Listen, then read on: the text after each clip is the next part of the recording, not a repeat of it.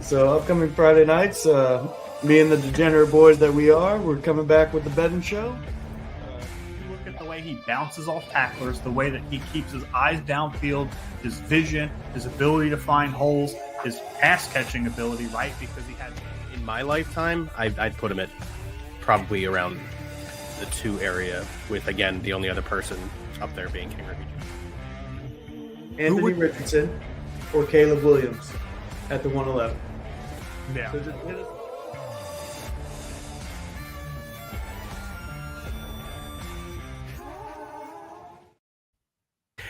Ladies and gentlemen, welcome to another episode of BSing Sports here on the BSing Network, where we do a little BS and we talk a whole lot of sports. This is our Eagles we're Philly Sport recap show. With me, as always, on these ones are Ryan. Ryan, how you doing today? I'm good, man. How are you? All right. Maybe that's me, actually. So we're going to kick it right off. We're going to jump right into it. The Eagles beat the Panthers 22-16 on Sunday. I didn't get to watch this live. I had to watch the replay of it, obviously. But Ryan, how did it feel watching the game, like in the moment? It wasn't great. Nothing about it felt good. It was kind of a trap game, which I think you and I talked about last week in the preview portion of it, that the Eagles were kind of due to just play really bad, and I think they did just that. I think, fortunately for them, the Panthers just aren't good enough to overcome the Eagles' mistakes. But this wasn't a pretty game, and I'm glad that they got it out of the way against a team that they should beat, even if they're not on their A game. Yeah, I would agree. I was getting updates throughout the day. Obviously, I was at work. I was getting updates throughout the day. And I kept saying to myself, like, how is it that this game is so close? But you and I talked about it last week. You know, it was a bad team sandwich between 2 good teams, and the Eagles were going to, come prepared to play the good teams. But I felt like they were going to have a hiccup here against the Panthers. And sure enough, they did. They very easily could have lost this game. It came down to the last drive and a Darius Slay play. Which isn't something you want to be saying there. Is last drive, Darius Slay's got to make a play. Big play Slay. It was more than that. People are going to reference that Xavier Legette should have made that catch and they walk into the end zone for a touchdown. What context is missing from that statement is the fact that the Eagles had all 3 timeouts and 47 seconds left. But with the way Jake Elliott has kicked this year, nothing's guaranteed at that point. I would agree with that. Another one. He missed 2, didn't he? Missed an extra point and a field goal. Yeah.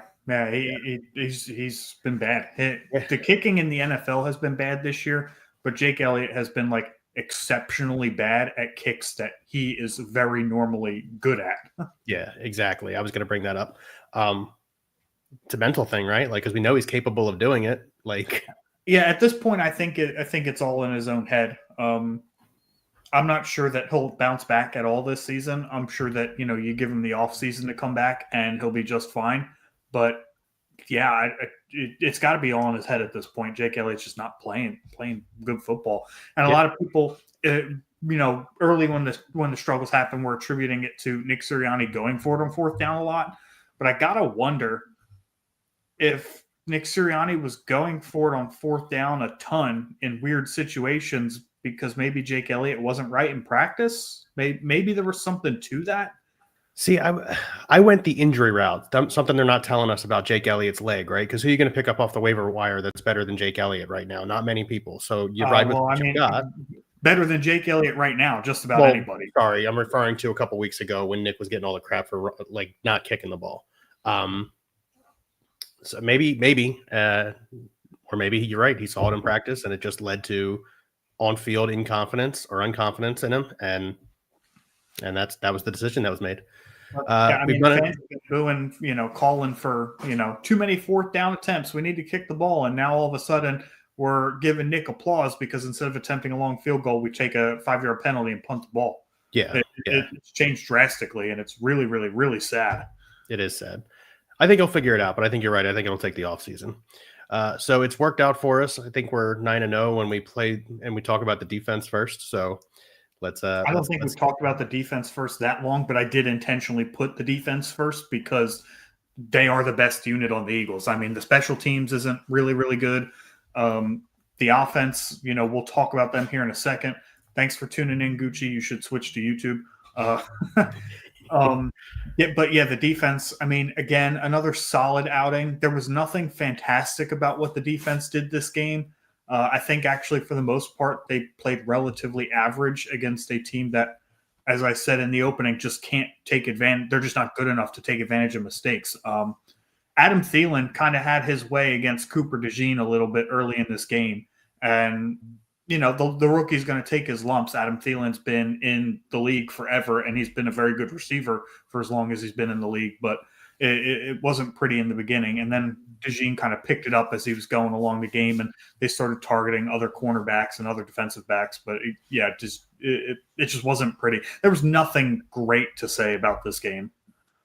I watched a replay of the I think you and I talked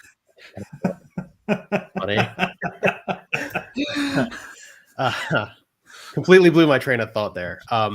No, so I rewatched like the first quarter, and I know the Eagles won, so I really couldn't get in. Like I couldn't physically, mentally get into watching the game because of how bad they looked. It looked like they weren't ready.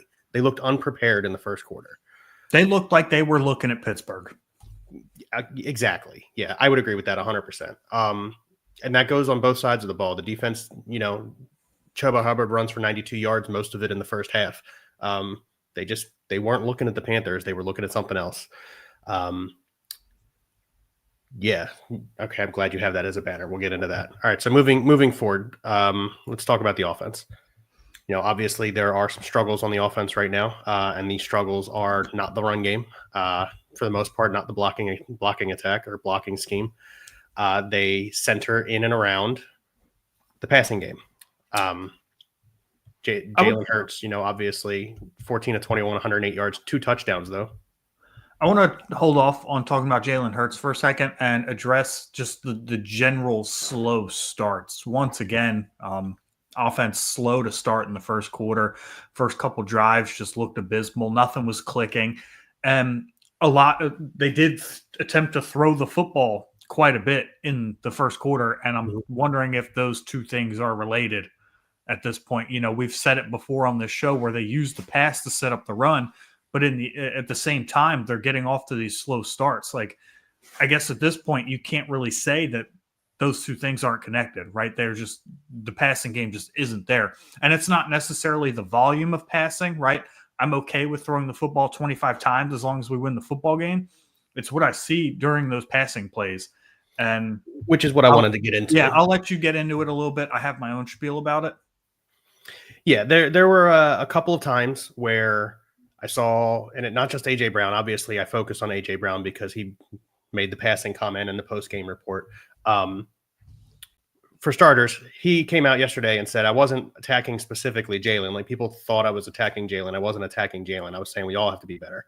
Now, having said that, I was looking specifically at AJ Brown on some of these routes, and he was open, but Jalen was double pumping and then running instead of letting the ball loose. And he had time on those plays that I'm referring to. There's like an in route, a 6-yard in route, wide open, could have ran for 7 or 8 more yards. There's a corner route or a curl route on the outside, wide open, just double pumped and doesn't release the ball. These things are on Jalen Hurts. I'm not saying AJ Brown is open every play. I'm not saying Devontae Smith is open every play. We talked about it a little bit last week. I think Jalen Hurts is in his head. I think he's in his own head. Again, a lot of double pumping. And when you're a quarterback and you're unsure, you do that a lot, and it usually leads to turnovers. Fortunately, he's been, knock on wood, he's been fortunate lately. But when a lot of double pumping as a quarterback is a bad sign. I don't think it leads to a lot of turnovers, but I completely agree with your sentiment.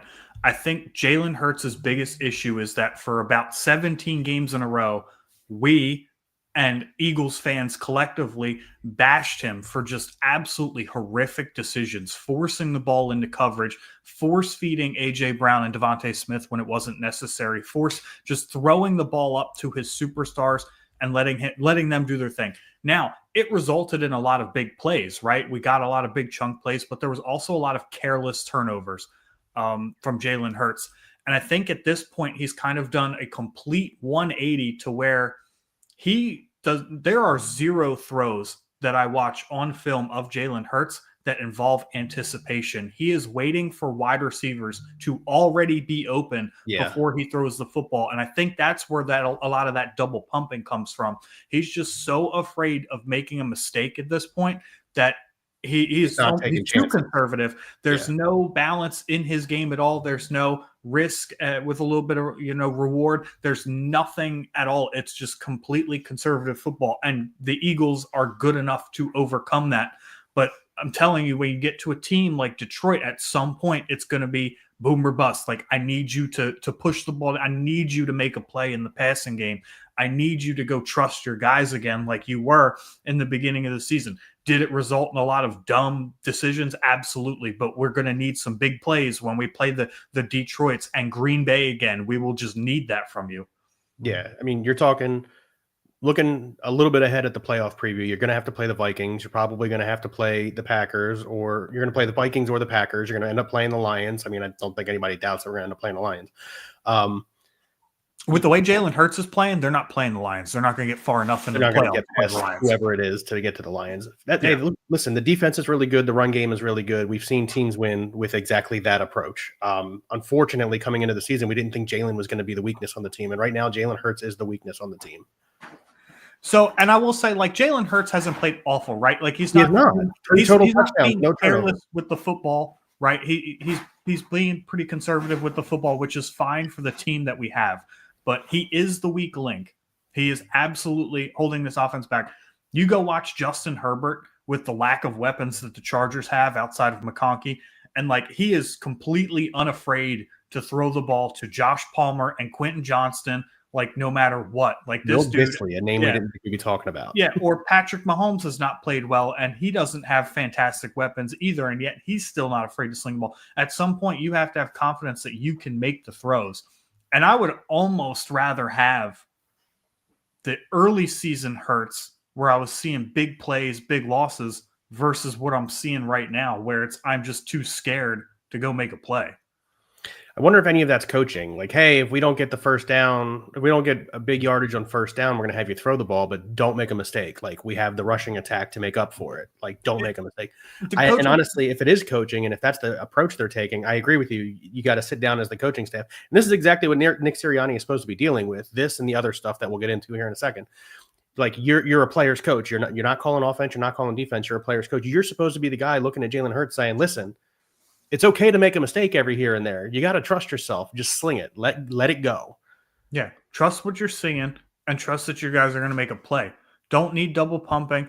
I mean, on the touchdown pass to Devontae Smith, it was a great out route. The ball should have been thrown probably a second and a half earlier. It should have been halfway to him coming out of the break, not waiting for him to come out of the break and then throw the football. But on top of that, A.J. Brown was open probably 2 seconds before he threw the ball anyway. But I was about to say that. A.J. Brown was open too. It was an anticipation throw.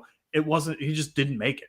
He's just not throwing with any anticipation. He's waiting for guys to be already wide open before he throws the football. We have way too talented of a pass catching core to do that. Yeah, I agree with that 100%. We can talk about Saquon Barkley, another 120-plus yard game. Dude's a freak right now. Again, do you think Saquon Barkley should win MVP? I said it with Jake on Saturday night. If he breaks either, not both, either Dickerson or Chris Johnson's records, Chris Johnson's for total yards, obviously, I think it's like 2152 or something like that, and then Dickerson's for 2054 or whatever that is as well. One or the other, I think he should be the MVP. Yes. Now, if he wins both of them, definitively, you shouldn't even be able to argue it, regardless of how well Josh Allen's playing. And that's my opinion on it. I disagree. I think he's the clear-cut number 2. I think number 3 is pretty far behind him. Lamar. But I think Josh Allen, if you look at the Eagles last year, it's pretty much the same exact offensive core minus Saquon Barkley and put in DeAndre Swift. They were still a good offense, and they still went 11-6. If you took Josh Allen off the Bills, I mean, they're miserable. If you take, I understand that, but if you take Saquon Barkley off of the Eagles to like this year, they're a 7-win team. They're probably 500. But if you take Josh Allen off the Bills, they're picking top 5. No doubt. That's fair. That's why you go get those quarterbacks. Yeah, But I just I think don't agree. There should be a separate award for quarterback. There really just should, because right now the MVP is a quarterback eccentric now award. Saquon Barkley is the only player in the league that I think can catch Josh Allen at this point.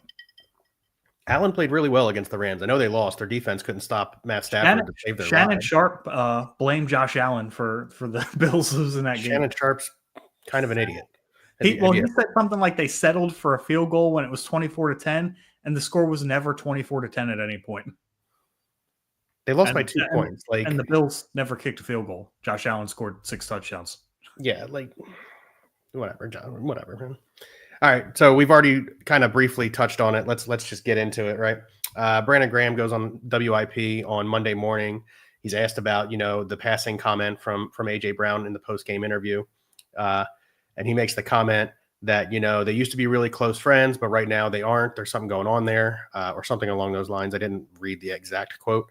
It was taken out of context, though, because he had a whole bunch more stuff to say, but obviously Philadelphia information and media want to latch on to any problem that they see and explode that for some reason. But Brandon Graham probably shouldn't be making those comments. I have this weird feeling. So Brandon Graham's been a leader on this team, and he has been in the Eagles organization for 15 years. You can't convince me that he didn't know what he was doing when he said that. I don't think it's as bad as it's never as bad as the Philadelphia media is going to make it to be, because that's just who they are. There's no, at the end of the day, if we were praising our team for being 11-2 and everything was going right and we were all happy-go-lucky, if we didn't win the Super Bowl, then, we'd have nothing to point fingers at. But if we're 11-2 and the world's on fire and we don't win the Super Bowl, the Philadelphia media can be like, see, I told you that this was going to happen because of this story that we created back in week 14. It's just bullshit, man. I hate the Philadelphia media. That's the worst station that you could have said that on, right? WIP is just absolutely the worst. Do I think that there is something behind what Brandon Graham is saying, though? Yes, I do. And I think that he said something with a little bit of intent of trying to air dirty laundry, which I don't think was the best way to go about it. To your point, Brandon Graham's been a part of this team for a long time.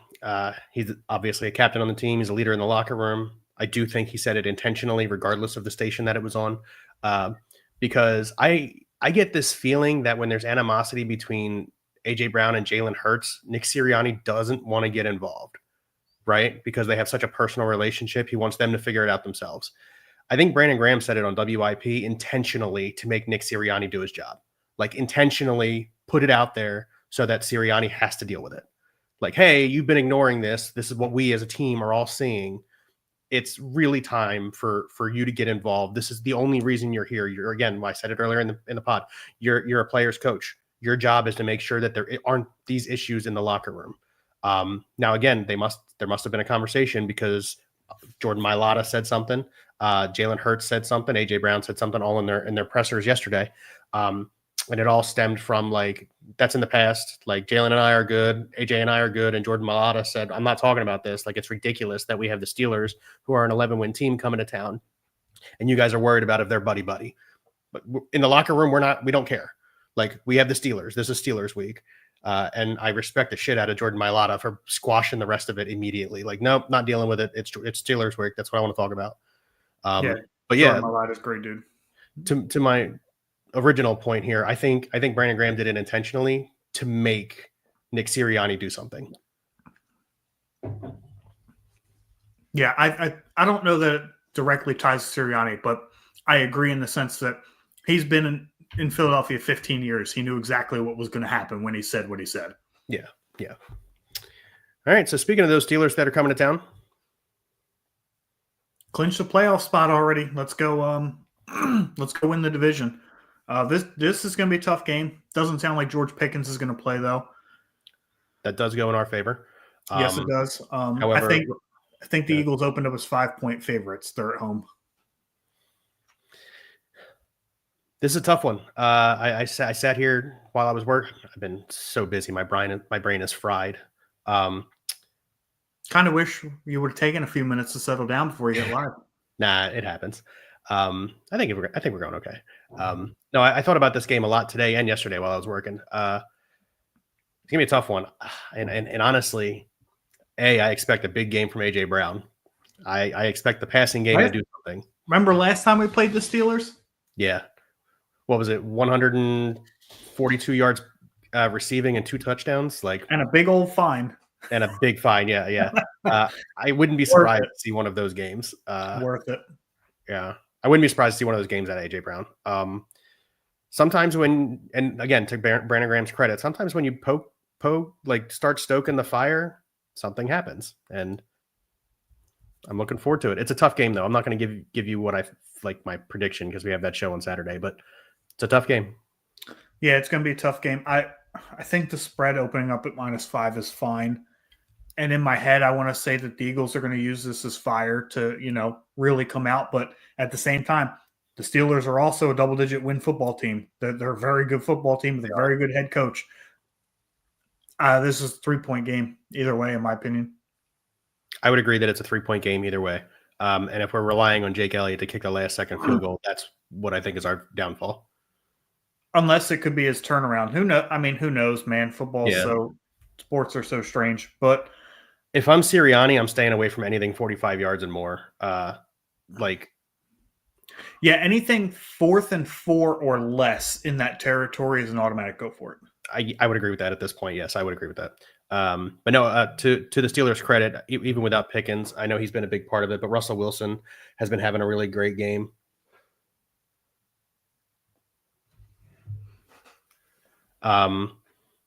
Sorry, Timmy sent us a message. Yeah, I saw it. Yeah, sorry.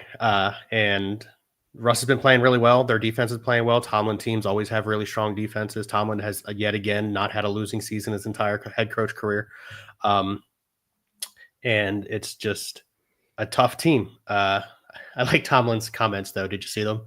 It's the Pennsylvania championship. Loser has to buy cheesesteaks and something else after the game. I thought that was really cool. I think the loser should have to, pay the toll back, because going across 76 there is, that's not cheap. I've done that before. It cost me $90. Oh, that is tough. Yeah, real tough. So I think I expect a very tough, low-scoring game here. I expect a gritty game. Yeah, I would agree. All right, let's move on to the Flyers. Flyers are 1-2-1 since December 3rd, which is when we talked to you last, which is a little bit over a week ago. Apologies, I couldn't get away from work on Tuesday, but here we are on Thursday. They are 13-12-4 with 32 overall points. As of last night, that may have changed the standings last night. They were in the second wild card spot. They are still in the second wild card spot as of this morning. And they play tonight at 7 o'clock. Yeah, they've got the Red Wings tonight at home at 7 o'clock. I will definitely be tuning into that game. We got to go right into the next banner. What's good, what's bad? What's good? We've been getting really good play out of our goalies. I would say it's okay. I think with Erson back, we just need him to get his feet under him. Right, he's played 3 games since he's come back from that groin injury. Hasn't looked one for a goalie too. Yeah, hasn't looked spectacular, but he looks like he'll be okay. He's just settling in a little bit. What looks good though, all for the forward lines. I think that the forward line combinations are almost perfect at this point. From top to bottom, the top line's buzzing. Joel Farabee looks very good. Travis Konechny's obviously always involved. You've got the second line outside of Morgan Frost, who is an absolute liability and needs to be moved at some point. You've got Tippett playing better with Michkov. You've got Michkov with 16 points in his last 15 games since he came back from the benching. You've got the third line there. You've got the Forrester, Brink. Who's the center on the line? I just spaced. Forrester, Brink, and... Isn't that Tippett? No, Tippett's on the second line. Holy crap. And then you've got Lawton, Hathaway, and Paling on the fourth line. But, yeah, they look fantastic. They really do. I've been watching the games on my phone, so I don't get to communicate as much as you and Pop do. But no, the Flyers have indeed looked really good. And again, they were 5 games below 500 2 weeks ago, and all of a sudden they're a game above 500 and they're in the playoff conversation. So let's move on to the next thing because those things do look good. Defense looks shaky. Yeah, they're very Turnovers. inconsistent. They don't allow a ton of shots, but they allow a ton of high quality shots, which is where a lot of the goals are coming from. We had that 5-7 loss to Florida, lost to Boston in overtime 4-3. Just allowing a lot of sloppy goals, a lot of guys to get into some high scoring chance areas where chasing the puck around in the defensive zone rather than playing our zone. I'll see a lot of times where it's two guys on the puck in the corner and you got another guy wide open in the slot just hanging out in front of the goalie. It's just not good defense. It's very inconsistent. The thing for me is the defensive turnovers in your own zone. That's for me. God. They're doing that way too often, especially on the PK, right? On the penalty kill. I obviously they have an extra guy on the ice, but just get the puck out. Stop with the cutesy passes across the middle, trying to I understand that shorthanded goals are really exciting. Just get the puck out of the zone. Oh, hold on. We've got a comment here. So Dennis Orff, thanks for tuning in, man. Sorry we didn't see this comment earlier. What are your thoughts on the idea that Hertz sucks at reading defenses? We talked about it a little bit earlier. I'll synopsize my comments and then Bill can do his. I just don't think he's trusting what he's seeing. I don't think that it's not that he can't read the defenses. I just don't think that he believes in himself right now after having a really rough stretch of turnovers. He's playing too cautious at this point. Yeah, pretty much the same thing I was saying. I just said it with he's double pumping too much because what he sees isn't in his mind as confident of a completion as it should be. I said it earlier. There were a ton of times where if he had just loosed the ball right off of the end, like break in the route, he had guys wide open. Smith a couple times, Brown a couple times, Calcaterra a few times. Speaking of which, let's talk about Grant Calcaterra getting his first NFL touchdown. We kind of skipped right on over that. Congratulations, Grant Calcaterra. Good for him. He's a good number 2 tight end for whoever we bring to replace him, Dallas Goedert. Yeah, I agree. Bolton says, who leads the Eagles all-time touchdown scorer? That's Harold Carmichael. Mm-hmm. Definitely T.O. Yeah, definitely not. Daniel Jones better. We are reporting this stream if y'all don't acknowledge us. JK. How many goals does Mitchkov have this year? He has 11 goals. Yes, he does. 11 goals, 16 assists. He is 27 points in 27 games. And just turned 20. Yeah, just turned 20. Yeah. Still can drink. That's impressive. Yeah. You could take this one over. Playoffs. Don't talk to me about playoffs. Yeah. So do you think the Philadelphia Flyers, currently sitting as the last wild card spot, on pace for 84 points on the season, are going to make the playoffs? I think they got to get closer to 90. I think they have to get closer to 90 points. I would agree with that. Do you think they get closer to 90 points? I do. I go back and forth on it. But at plus 400 odds for the Flyers to reach the playoffs, I am putting 100 smackaroos on that bad boy right there. Well, there you go. Flyers are going to the fucking playoffs. Compliments of the app that we use that we're not going to say on here because they don't pay us. Yeah. $100 to win 500. I bet you the Flyers make the playoffs this year. First off, I think they are the forward group is just clicking, right? I said it when we talked about what's good. The forwards are just moving well. And on the defensive side, the pairings, they've just been hurt, man. Drysdale's missed a lot of time. I mean, Ellis obviously doesn't even count for anything. He hasn't played, but Cam York missed a bunch of time. Zamula was out. We've just had guys cycling in back there.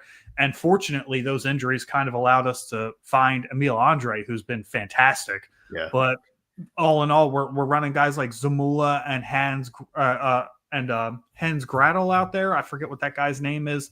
They just haven't had any consistency. They haven't had any playing time together. So do I think that the Flyers make any big moves at the trade deadline? No. Do I think they can make the playoffs with the team that they have? Absolutely.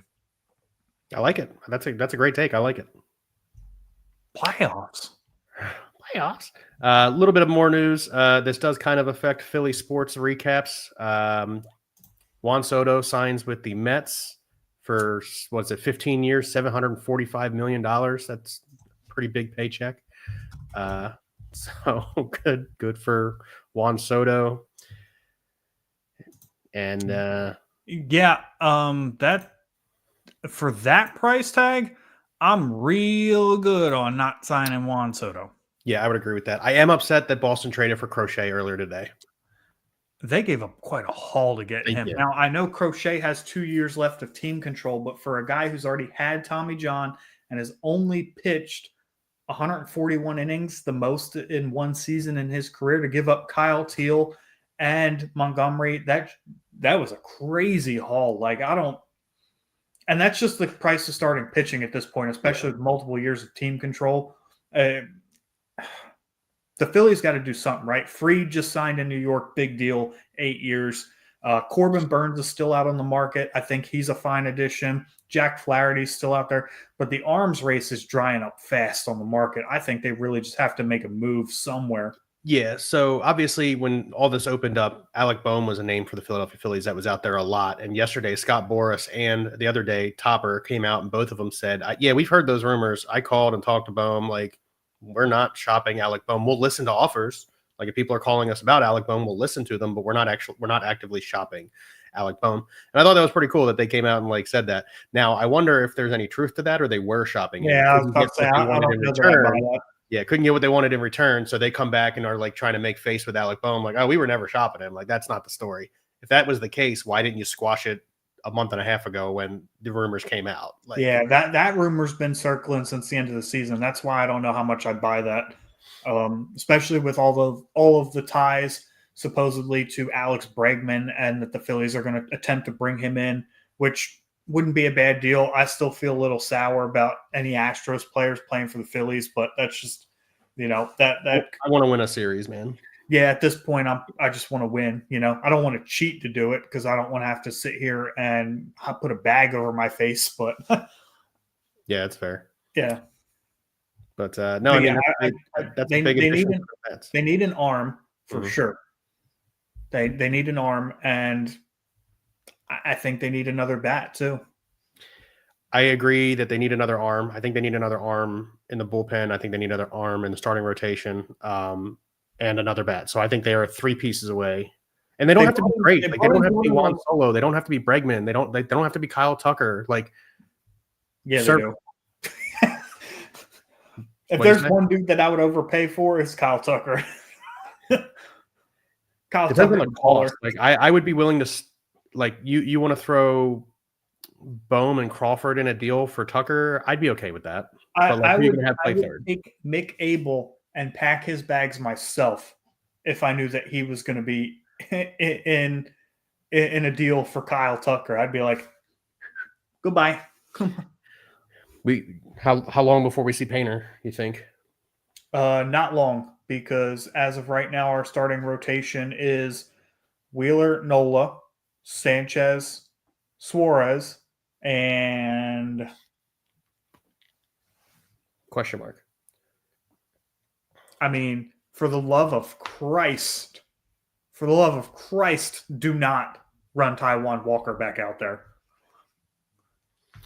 I agree. Don't run Taijuan Walker back there. I'm surprised they haven't released it. Yeah, I was just thinking that earlier to get today. Anything for him. That must be what's going on. They must be desperate to get anything for Taijuan Walker, and they just haven't.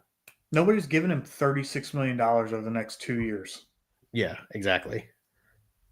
Yeah, you cannot run Taijuan Walker back out there. I wouldn't be surprised if Painter's on the opening day. If they don't sign anybody or make a big acquisition in the offseason, wouldn't shock me if Painter's in the number 5 guy to start the season.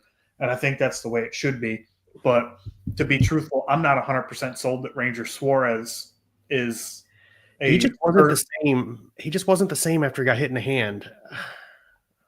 I'm not convinced he's a 30 start a season guy. Plus playoffs. I'm just not. He is a dynamite pitcher, especially in big situations. But what's he pitched? 160 innings. This was his longest season. Obviously, this was his longest season, and he dealt with the injury and missed a few weeks.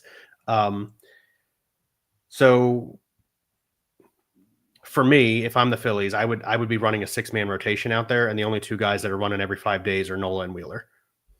We talked about that last year. I mean, obviously that's just impractical and not going to happen, but I could see like a 6-man rotation where you like skip Painter's start and start somebody else, kind of break your young guy in, which again, I'm not really a fan of. I think pitchers don't throw enough nowadays. And I think that's the result of all these arm injuries is a lot of rest. But I think they need to bring back Jeff Hoffman. See, that's going to be tough because he's already on record saying that he thinks he can be a starter somewhere. Yeah, that was an interesting comment. And like, I know that he started his career in KC as a starter, but he found a great role as like a setup guy. And I know the playoffs didn't go very well for him, but the playoffs really went poorly for the whole bullpen. So I'm not going to point the finger at him.